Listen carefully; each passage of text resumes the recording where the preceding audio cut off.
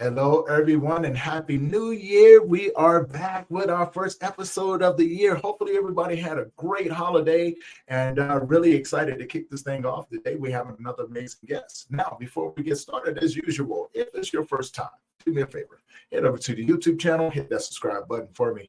And also hit the bell notification so you'll be notified every time we drop an amazing episode. We got so many things coming up this year, and we'll get into those things, right? You know what I'm saying? If you guys are tuning in, do me a favor. Have some questions ready. We have an amazing guest for you guys. As always, Ashanti, the healing lady, she is here to tell her story. She is an amazing person, amazing person. So you guys get your questions ready. Without further ado, I'm going to bring up my guest. But before we get started, I want to let you know that this is for educational purposes only. All right. So I'm going to bring her up. You guys sit back, get your notes ready, get your questions ready. We're going to have a great time. Ashanti, how you doing today, girl? Hello, how are you? Welcome to the show. Thank you for having me. I'm so honored to be here, Tony. Thank you so much. Of course. The honor is mine as always. So I want to give you some time to introduce yourself to and tell people where you're from, and then we're going to jump into your story. Okay? Yes. Um. Well, as you know, my name is Ashanti. I created a business called the Healing Lady, and I'm from North Little Rock, Arkansas.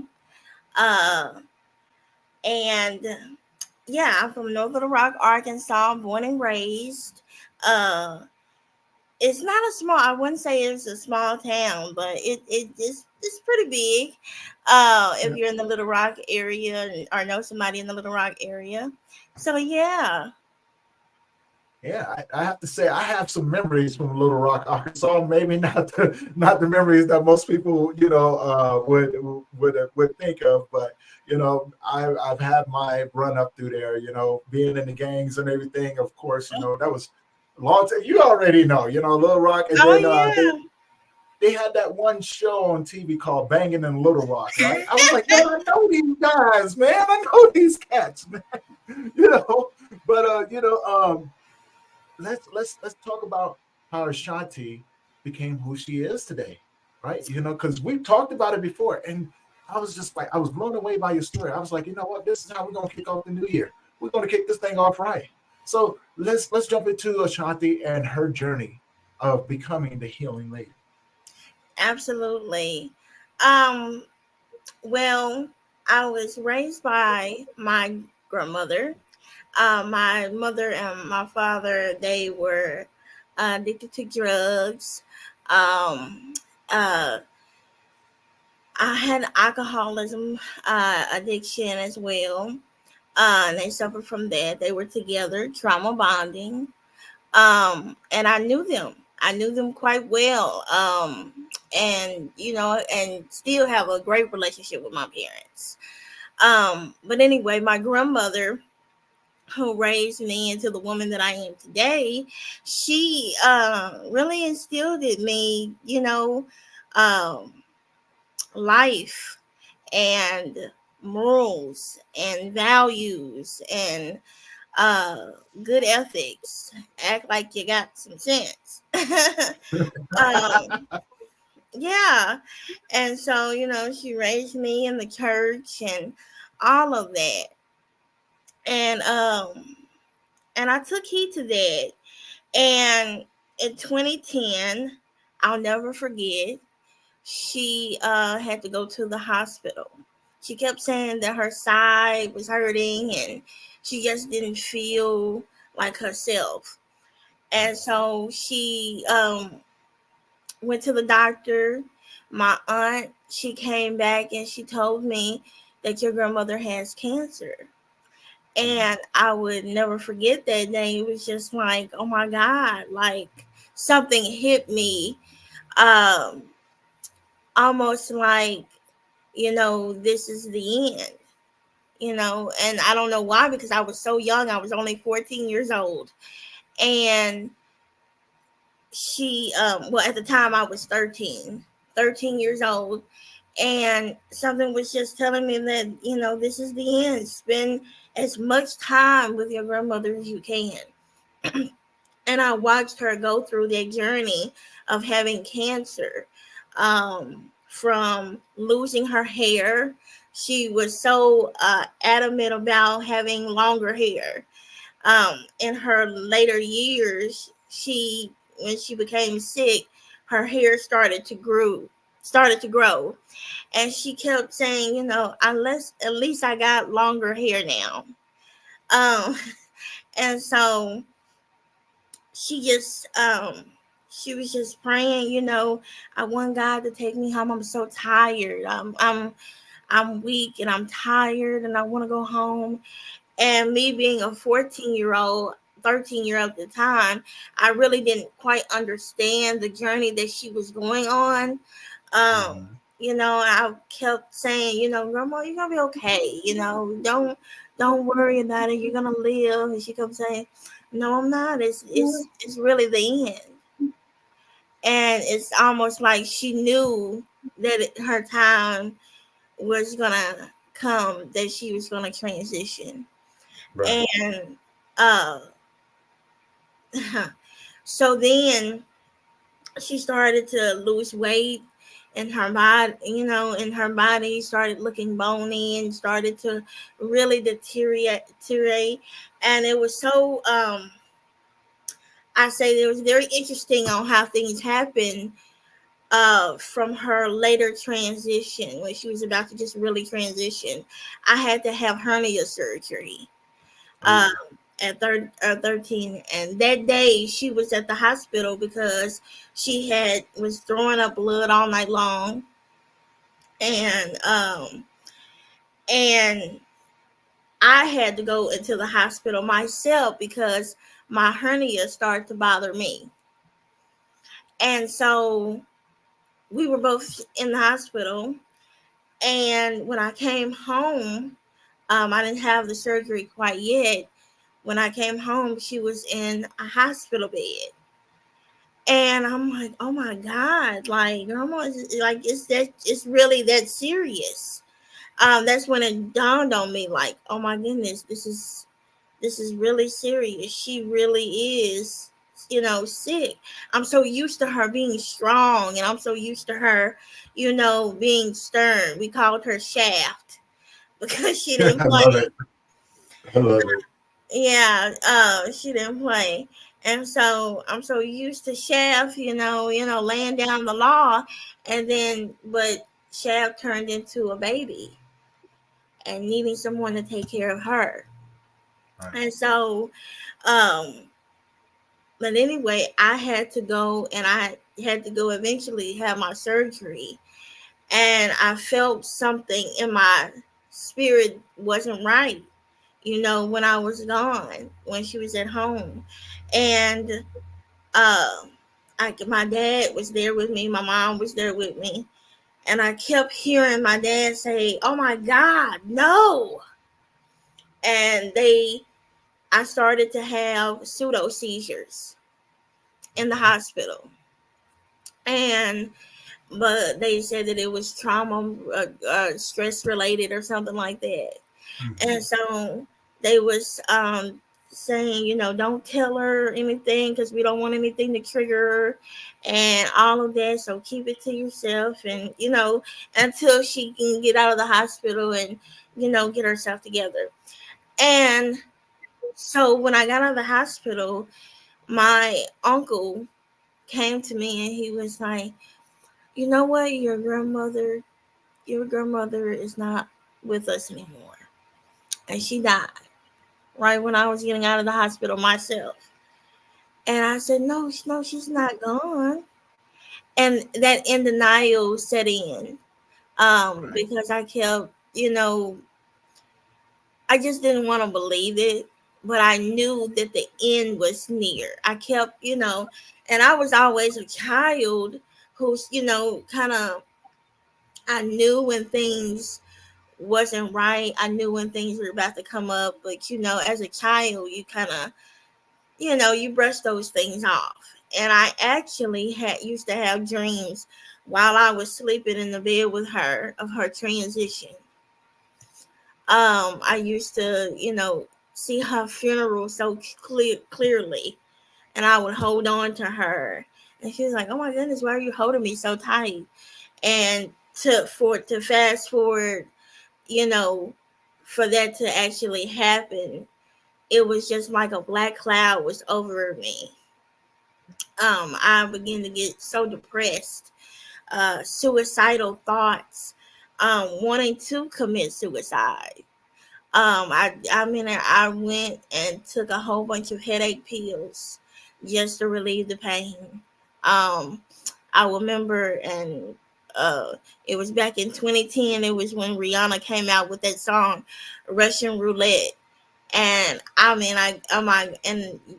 in the song it says, "You can see my heart bleeding through my chest." I Hmm. felt like that. Like Wow. I felt like the world was about to end for me. Like, and all sorts of things came through my mind. Do I have to go to a foster home? Who's going to take care of me now? And all of that. And then that's when God had sent my uncle, who was always there, but he didn't have any children, and he wanted to go and live his life. Thank God for him. Um, but the talks were who was going to take care of me. Who was going to be my guardian, and he Right. stepped in and he was like, "Okay, I'll do it." And so he became my guardian. Um, and we had so much fun. He was really the person that I could really talk to about anything, and he could understand. He was very talented. He played the organ. In the black church, they said that he was anointed. He was. Yes. Yes, Yeah. yes, yes. He was very anointed and very gifted. Um, on his craft and what he did. And 2014, my cousin had died, and he died at 22 years old. And then after that, I remember it so clear as day. I came home from school, and we were just eating Popeyes, like we always do. And he said, "Oh my goodness, my side is hurting." And I was like, "Your side? Like, what, you got gas?" you know? And he's like, "No, it's just been hurting me all day." And I was like, "Well, maybe you need to stop eating the chicken. Something probably was with the chicken or something." And so he went to the doctor because he kept complaining about his side, never stopped hurting. And come to find out that he had liver cancer. Oh wow. And he told me that right on the bus, because I was like, "What is wrong with you?" Because I know him, I live with him, and we had that bond so Hmm. strong that I could just, I could tell that something wasn't right. And he said, "Are you ready to hear it?" And I said, "Of course I am. What are you talking about?" He was like, "I have cancer." And it was like my world shattered. Like, I felt like cancer was just, I don't know, I don't know how to describe it. It was like it was some type of thing that was just after our family, Right. or Yeah. anything that's after, or a thing that was just after people that was close to me. And I couldn't really understand, like, why are all the people, you know um dying of cancer Right. that I love. I could never understand that. And I watched him transition. I watched him um lose weight, and I watched, losing his hair. Um, I watched his eyes, become yellow from jaundice. Right. Um, and he even said one time in my ear, because we had company, and he said, "You know what? I just heard a voice say that this is gonna be my last Christmas." And Wow. as an 18-year-old at the time, what do you do with that? Like, what? How do you unpack that? Yeah. Yeah. That is the most. I don't. It's the most heart wrenching thing, because you can't do anything, and It's very especially. true. I'm sorry. I said that's very true. Like you're going through. Wow, this is your second one, right? Yeah. Um, and then, listening to it, like that big C word, the cancer word. No one wants to hear that. And when people hear it, it's like, wow, like, what do you do from that point on? And I'm listening to you, it's like, wow, you're trying to navigate it. You're in your teenage years, right? You've already lost one person that you care about dearly, and now you're on the verge of losing yet another one. you know and my heart is with you, as you're telling this story. I'm going on this journey with you, and I'm just thinking to myself, like, I would be mad at cancer too, right? You know what I'm saying? Like, maybe I would have done something different, like be angry, go out and be like, you know what, I'm finding whoever came up with cancer, and I'm gonna kick them square in their private parts. Right. Hmm. um and like, wow, man. Go ahead, continue. I'm right there with you. Yeah. And so,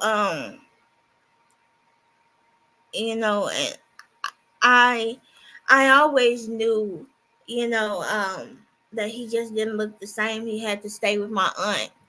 Um, Mhm. he was just losing so much weight, and my family, would say, "Oh no, he still looked the same." But when you live with somebody, you know them. You know their day to day. You know when something is, Yeah. you're looking a little too thin. And when I asked, everybody just, kind of brushed it off. Oh no, he's okay and all of that. And I just knew that he wasn't. I Right. knew that he wasn't.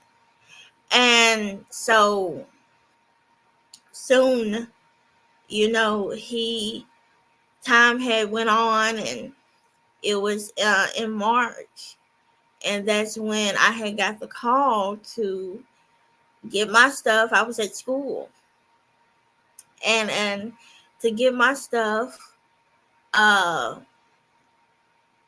and we're gonna go to the hospital. And little did I know that that day will be his transition, the last day. Um, and so I got all of my stuff, and I went to the hospital, and everybody, was crying, and I was literally comforting people. Mm. Just I don't even think I shedded one tear. I just was comforting people. People came up Right. to me, and um oh, are you okay, and this and that, and I'm like, oh yeah, I'm good. Um but it hadn't set in yet. Right. The grief or anything hadn't set in. All I could hear him saying was, "I need you to just be strong," because our bond was like a father and a daughter. Right. And so, me being his daughter, I just wanted to be strong for him. And so I didn't cry when he transitioned, but I watched him transition. Very Mhm. different from my grandmother, who I didn't watch transition. I wasn't there. And Right. so I actually watched my uncle take his last breath. Um, and that was a traumatic event for me. Yes. because I actually watched him take his last breath and gasp for air. Uh, and it was the most heart wrenching thing that I've ever had to deal with, because I held his hand, um, but I was mad. I was mad at God. Yeah. And let's just be real and raw. I was mad at God. Like, why would you? How could you take someone so close to me? Right. Uh, Again. And what about me? And then I began to hear God saying, well, what about you? And why not you? Mm. They say that God gives the hardest task to his strongest soldiers. Well, Right. I must be really strong, because I mean, and I was just, you can't really explain it. It was just something that, I just felt. And I felt like in this go around, because he wasn't here, I was going through the grief by myself. Right. And, I had my other uncle, his twin, by my side, but he is, and no shade to my other uncle, not no shade to him, but uh he really didn't understand, because he was going through his own grief of Right. losing his twin. And Right. so, I really just had to navigate it myself. I had my grandmother on my mom's side, and she, took me in my last year of school and high school, and I had her, and she was good. She was very heartwarming and patient with me. But she had two teenagers to take care of, my sister and myself, Right. and so and that can be a lot. So in that, I started to go through my spiritual awakening. I call it my mini spiritual awakening, because I wasn't all the way there yet. Right. Uh, but and then God started really talking to me, um, telling me that it was okay, telling me that I needed to find some sort of independency on my own, Mm-hmm. and this was a pivotal lesson for me to um grow. And in that, it was just all about growth. They say that when you someone transitions, that it's life teaching you a lesson, Mm-hmm. teaching you some type of lesson. Um, and what do you need to do? And mine was really growth. I had to grow. I had to grow. I had to become more independent on my own, with my own thoughts, my own opinions. Um, but in that, you know, I was looking for that love from my uncle that I wanted back. Right. And so it made me a victim um to predators that did not Mm. love me. Yeah. It Wow. really does. When you're sitting in a vulnerable state like that, and I tell all people, even young people, when you're sitting in a vulnerable state like that, trust your intuition and trust your discernment. Mm-hmm. Because not everybody is here to help. Very true. Some people will prey on your downfall. People will prey on your misery. Oh my God. I definitely see what you just said right there, man. Just it touched me in my heart because I can relate to that on so many levels, right? You know, and I've seen it. I've seen it. And I'm almost became that victim, you know, like on the other side of where I'm listening to you, I'm thinking about, you know, the journey of how I became, right? You know, and when I was in my darkest moments, I wanted so bad to be a victim.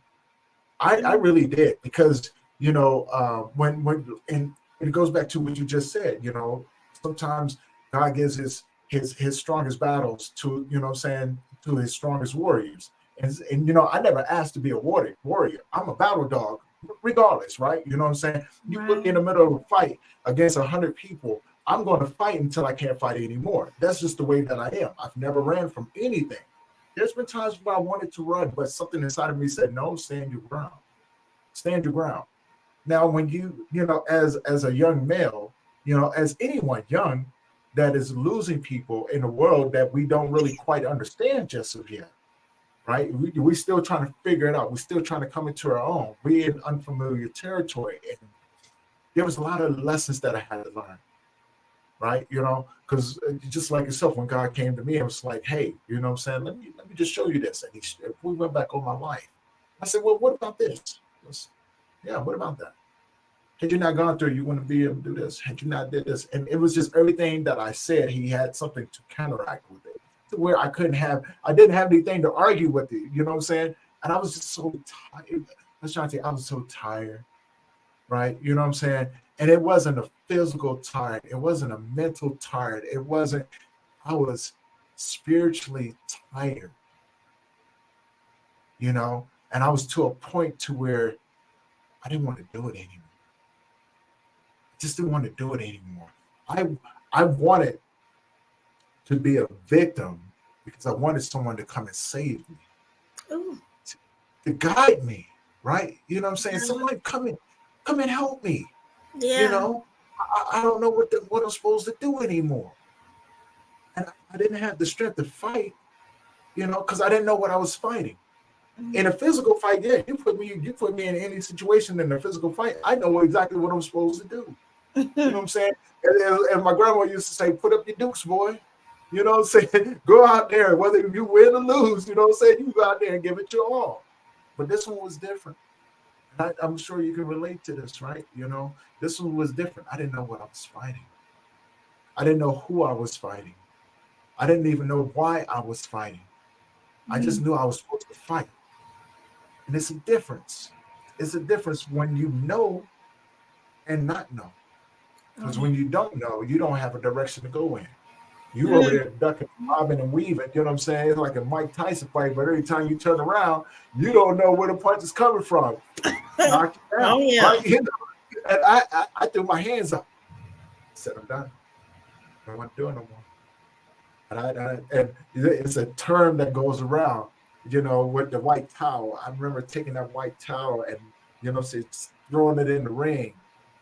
And somebody threw the towel back out. It was like, wipe your face. You're not done yet. What? You know, you don't understand. Here's the towel again. I'm gonna throw it in there, right? And it got thrown back at me. Boy, if you don't wipe your face and get back on in the ring, you know what I'm saying? I'm gonna push you in the ring. You ain't pushing nobody in the ring. I was mad. I was so mad. I turned to God. I said, look, I don't know who you think that we supposed to be entertaining over here, but this ain't it. Right? Who's in the ring? Who am I in the ring with? How many people are in Right. there? He goes, well, when you get back in the ring, it'll all be revealed to you.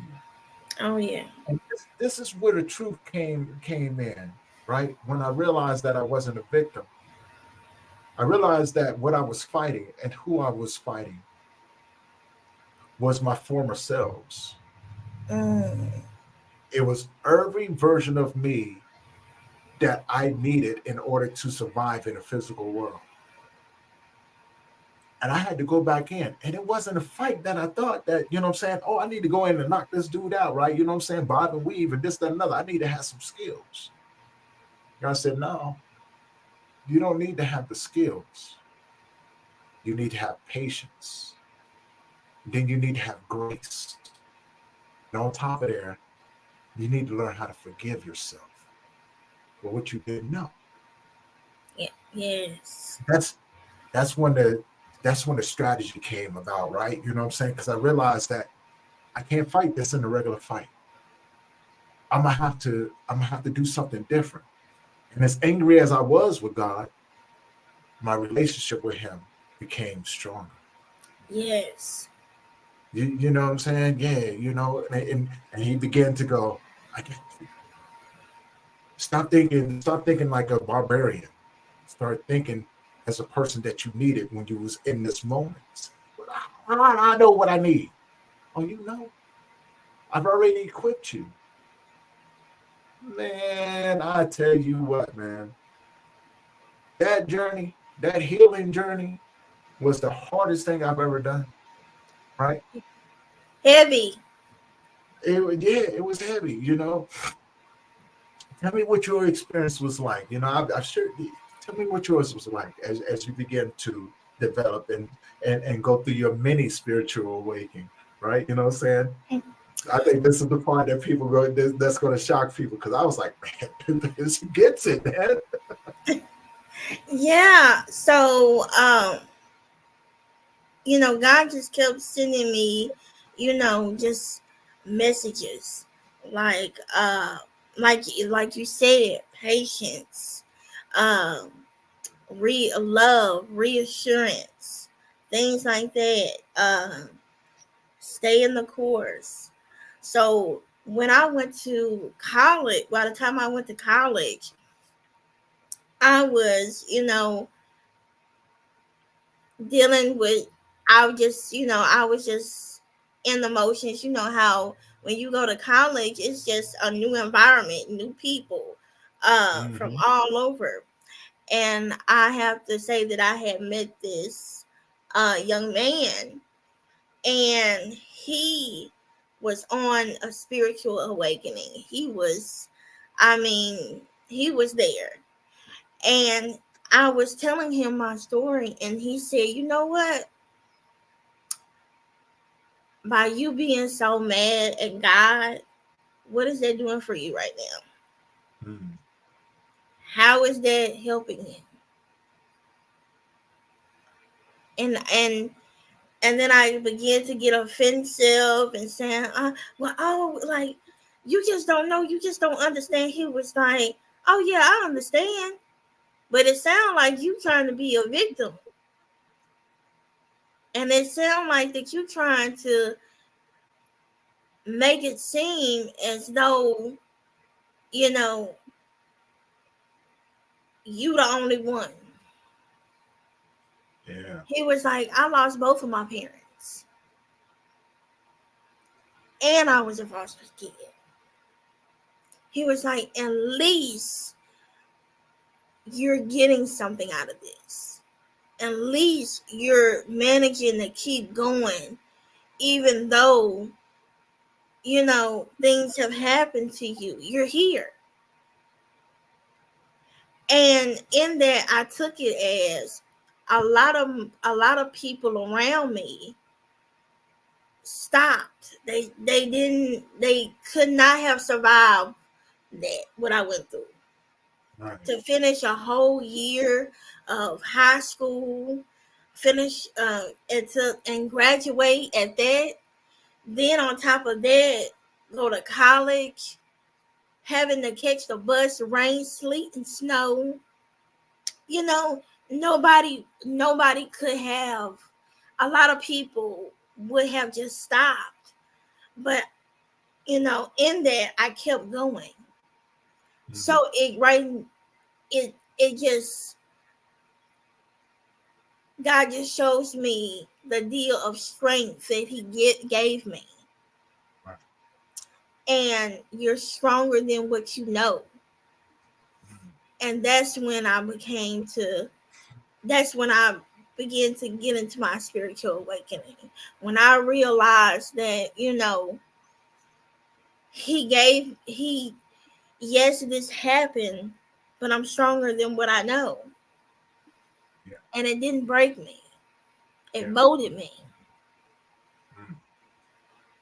See, I dig that right there, right? Because when we going through that transition of identifying that gift, right? Here's why I switch it up a little bit, because I understand on a deeper level what that means. Because I never understood what that gift meant, right? I've listened to many of people, I'm saying, Dr. Miles Monroe. I've listened to Steve Harvey. I've listened to, Tony Robbins. I've listened to Les Brown. All of these beautiful, motivating people that talk about this gift, right? And it was the one thing I always understood, that it wasn't on the outside. So there was no sense in me searching on the outside. Now, in the beginning part of my life, I wanted to find out what it was. I thought I was going to be an artist, right? You know what I'm saying? I thought I was going to be this world-renowned cartoonist, you know what I'm saying? Maybe comic book illustrator. That's what I was good at when I was a kid. You know what I'm saying? There was nothing that I couldn't sit down and draw, right?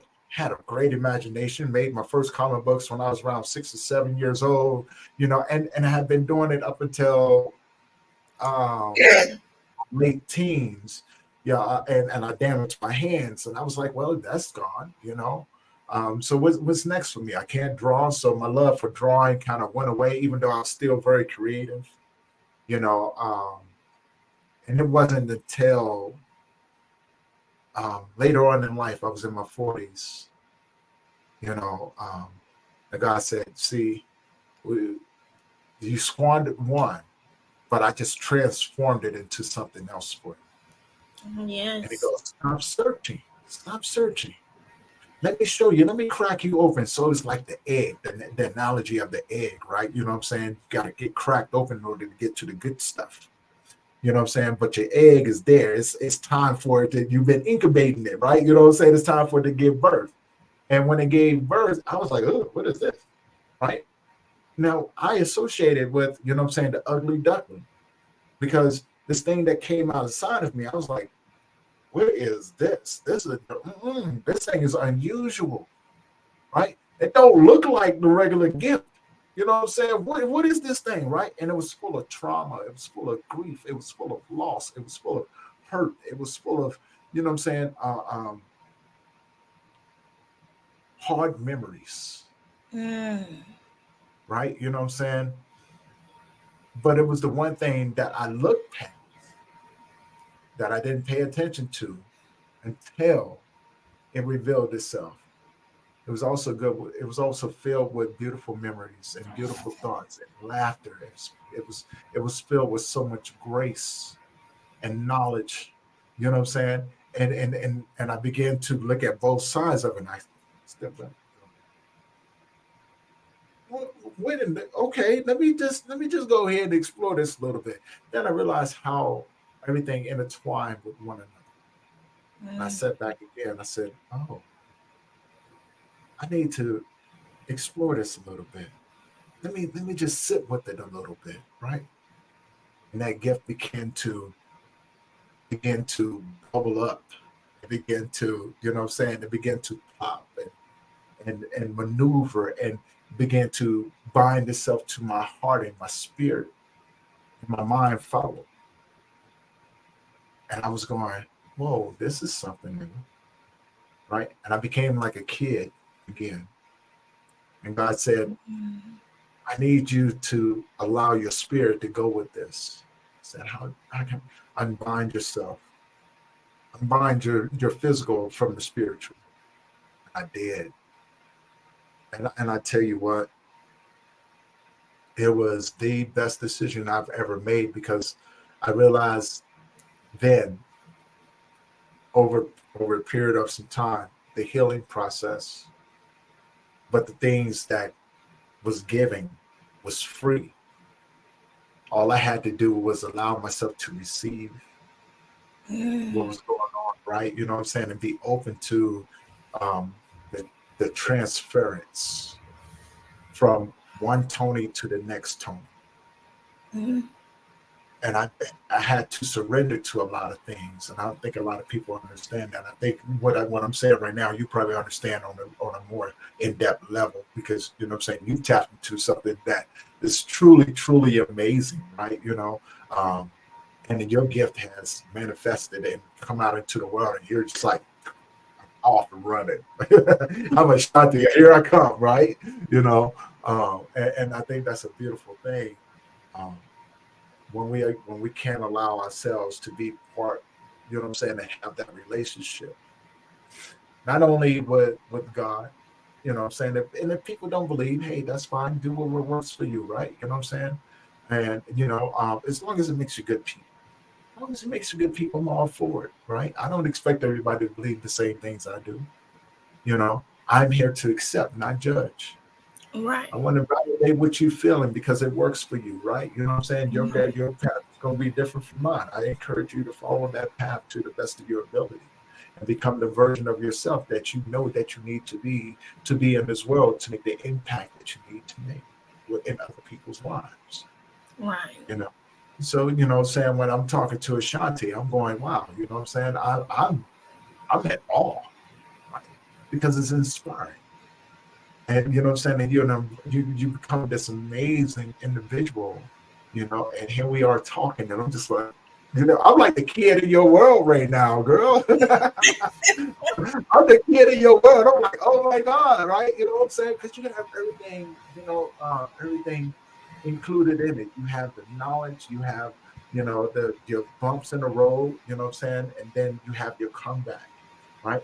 So now moving forward in Ashanti's life, what's next?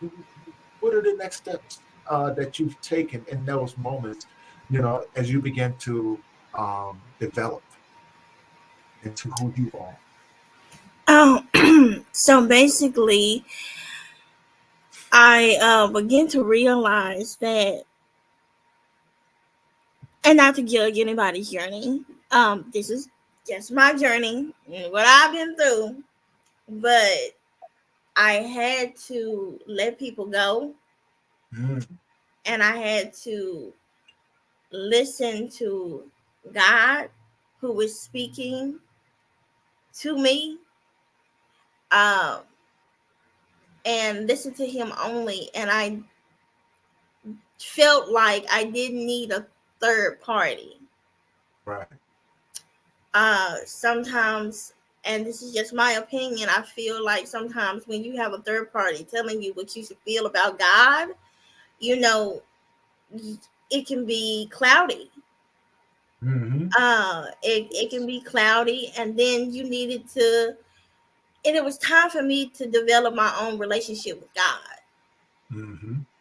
Um, whether it's not, I prayed, praying myself and meditating for myself, and talking to God for myself.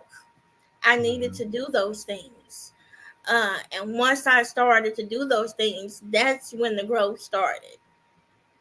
Um, because I originally, um, like you said, that you wanted to be an artist, I wanted to be a social worker. That Right. is the main thing that I went to school for. I went to school for social work. And I said, well, I'm going to be a social worker. I'm going to be a therapist and, and all of that kind of stuff. And it's funny how life works because I didn't do nothing with that degree. I didn't Understood. I didn't do nothing with that degree. I wound it up working with, this is what I do now, but I work with amazing kids who have various disabilities. Um, and I love doing that, and I do that now. But I needed to find my purpose, and Right. my purpose was to unpack people's trauma, and getting them to release that trauma that was within them. Right. A lot of people, they, like Erica Badu said, holding baggage, you Mm. know, and I know that I needed to. help people unbag their baggage. Mm. How do you release that? Um, Helping them release, praying with them, meditating with them, helping them on their healing journeys. Um, they're doing the work, but I'm guiding them on that journey. Right. Uh, and truly, this is my purpose. I am walking in my purpose. I smile every time I talk about it because it is so beautiful. The people that I have met, the people that I will meet, um, Mhm. it is just it's one hell of a journey, and I love every bit of it. Ain't that the truth, man? I love it, man. I love it. And you started, I want to talk a little bit about your gift because you've expanded on it in so many different ways. You know, you started doing cards, right? Yes. And but you also did, when we talked the last time, you was like, really don't need the cards, right? Mm, And yeah. to me, that's a very spectacular gift because I think in one sense the cards is for the people. Yeah. You know what I'm saying? It's something, that they get because people are visual individuals, right? You know what I'm Hmm. saying? You got the cards, but you're being guided, right? You know what I'm saying? Your gift is being guided by a natural talent. Yeah. So let's talk a little bit about that. Sure. Like as you said, I did start off doing tarot cards. I grew up in a religious household where they thought that it was a sin to touch the tarot cards, Right. so or even look at them until I met my husband. And he had all bunch of cards and books and all of that. And uh he was like, "Yeah, I got some cards. You want a deck?" And I'm like, "Oh no, get that away from me. Leave me alone with that." And I don't know if this is gonna work out. This is when we were dating. Right. And he was like, "Oh my God, just come on." And he was like, "Well, I'm just gonna sit this deck right here, and if you want them, you can. If you don't, I will." So sooner or later, I got curious, and I started to play with them, and and shuffling them up, and looking at all the pictures, and then it's like I just got so interested in doing it, and my husband's like, "Oh yeah, I caught you. Look at you, the main one. I caught you." And I was like, "Well, leave me alone." And anyway, so me and my husband, we had went to a psychic fair, and but we was just going, because it was Halloween and all of that kind of stuff, and we ended up getting the reading done. And then I seen the same lady having the psychic fair online, Mhm. and saying, "Do I need any readers, any vendors, or things like that?" And so I called her up, and she was like, "Oh yeah, sure, come and all of that, make yourself at home and all that." And so I started to do. That was my first time doing a reading for Mhm. anybody, and people just started coming out of nowhere, and I'm like, "Hold up, I'm still a baby. Am I gonna do well?" And from what my husband was saying and what other people were saying, I was doing amazing. Mhm. And so that encouraged me to go on. And there was a young lady that called me, and she was like, "I seen you and I seen your work. I want you to check this fair out." And so I started to do fairs, and that landed into fairs, and that landed into something else. And then I said, "You know what?" I talked to my spiritual advisor. She was like, "You don't really need the cards. she was like, because you're so gifted.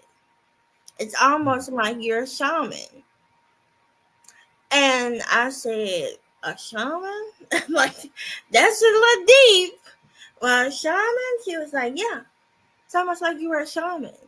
It's not as much like you're a healer and you're meant to be in this world because to heal. Mm. You're here to heal and to help heal people. And I said, okay. So I switched over from doing the cards and I said, you know what? People have so much trauma and grief and baggage and things that they really need to work on. Because going back, I actually had a vision in high school of me opening up a center where people can come and release. And these people were yelling and and I was hugging them and embracing them and really comforting them. And then for her to say that and then for me to do this now, it all aligned. Mm. So yes, I'm super grateful. Wow. See, and I'm glad that we made this connection because it's like, wow, I like-minded individuals, you know what I'm saying, especially heart-centered individuals. I'm listening to your story. I'm like, yeah, your light is very, very bright, and the word shamanism, when you have your ancestors, right? You know what I'm saying? Because that's an ancestor thing, right? That's passed down. And when people think about the word shamanism, they often think about the male figures in tribes, right? You know what I'm saying? This is shaman, and from this tribe, and so forth and so forth. But I often have to remind people that the strongest shamans that I've ever met was the women. They were the ones who held the tribe together, right? They were the ones who were more connected. And it goes back to, what I'm saying, the women that how you're designed. You know what I'm saying? The power that what I'm saying, have in this world, you know what I'm saying? For one, creating life, right? You know what I'm saying? You are the vessels into this world, right? You know what I'm saying? The babies that that are being born into the world defy everything about physics, about what we know about life. Babies are born in water, right? You breathe in water, right? You know what I'm saying? So think about that for a minute, right? You know what I'm saying? How strong do the women have to be, you know what I'm saying, in order to do something like this? And I think we don't give enough credit to our women shamans, you know what I'm saying? And to that, I bow down in respect to you because wow, you know what I'm saying? That is truly amazing. You understand your role in this world. And that is something that I wish for everyone to be able to do and to follow their paths. May not be the same as ours, right? You know what I'm saying? But I want to encourage people to follow their paths, and see what it's about. Explore that gift and things like that. Make an impact in this world. And what I see with you is, you're making a huge impact. Look at how you started. Look at how your gift manifested itself into this world. You know what I'm saying? And look at how, like I'm thinking about it and I laugh about this when you say my husband was like, this right here, see what you do, right? Yeah. It is. I find that very, very comforting because it reminds me of how God uses other people to get us on the journey that we're supposed to be on, right? You know what I'm saying? And I think about, Yes. your story, how Ashanti became, and look who she is now, right? And it's like, but you didn't see that one coming, did you? And I didn't. Right? You know what I'm saying? To me, that is truly, truly amazing. So, and we begin to wrap this thing up. I always ask my guests if you could leave the audience with something, what would you leave? I'm sorry, you was breaking up a little bit. Oh, I said if you could leave. I always ask my guests if you can leave the audience with something. What would you leave them with? I would leave them with uh, listen to your inner self. Mm. Um, Listen to your inner self. Don't be so quick to be discouraged. Always living your truth. Um, and be authentic with who you are. Love that. Now, how can people find you? You can find me at Healing Lady.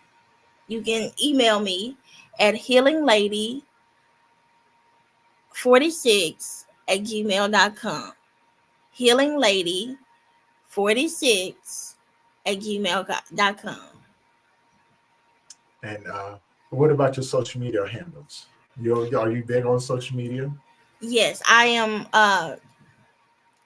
Healing Lady 23 on Instagram. And you can find me there.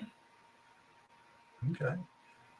Ashanti, I want to say thank you for coming on and sharing your story. And we got more coming, you know what I'm saying? So I want to let people know this too. She will be on Talk About It Wednesdays, and you know what I'm saying, I knew episodes that we have coming out every Wednesday. We got new people. Ashanti's going to be up there. We got a great topic that we're going to be talking about. So you guys stay tuned for that as well. And yeah, I, Ashanti, thank you. Thank Thank you for being you. on today, sharing your story. We got a lot more other things coming up. And for you guys who have been tuning in and things like that, and will be tuning in later, her information is down below. Check her out as well. And with that being said, guys, this is how we kicking off the New Year's. As you guys know, we got more coming. Saying some other great things coming as well. Um, and I just want to say thank you guys for the support. Thank you guys for allowing us to keep bringing these amazing stories to you. With a lot of love and respect, Ashanti, again, thank you for being on. Without these stories, the Grief Let's Talk About It podcast would not be possible. And I am Tony Lynch as we close out another episode to this to bring in a new year. And guys, I'm excited, right? I'm excited. Thank you as well. And Thank you. until next time, you guys, we love you. And you guys keep your head up and let's rock this new year. Let's bring it in and have some fun. All right. Until next episode, you guys, peace.